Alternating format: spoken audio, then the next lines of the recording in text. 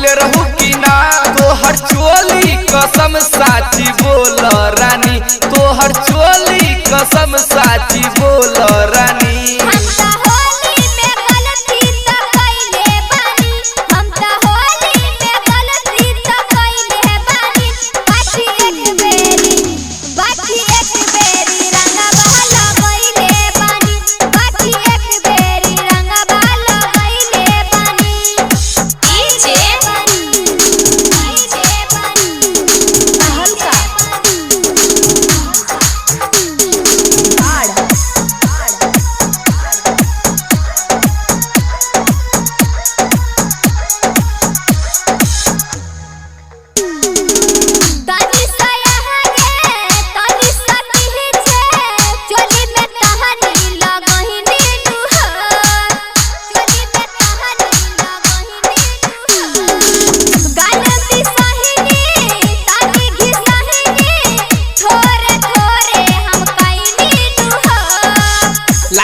सभे लुटा देलू हो ये हो, उठ के लाली चुसा देलू हो।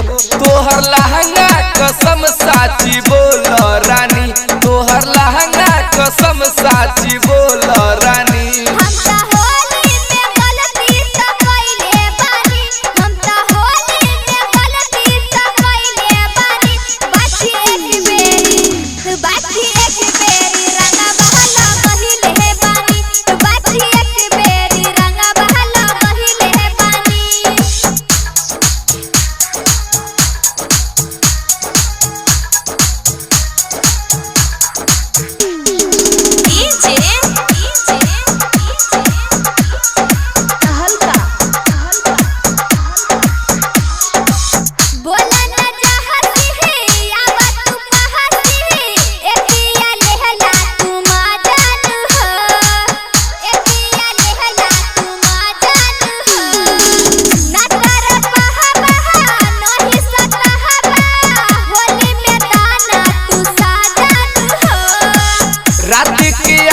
मोरा फील भइले रे, कैसे चोली के चीज तोर ढील भइले रे। सिला विक्रम से कई बेर लगैले बारू, तू तो रौकी से कई बार लगैले।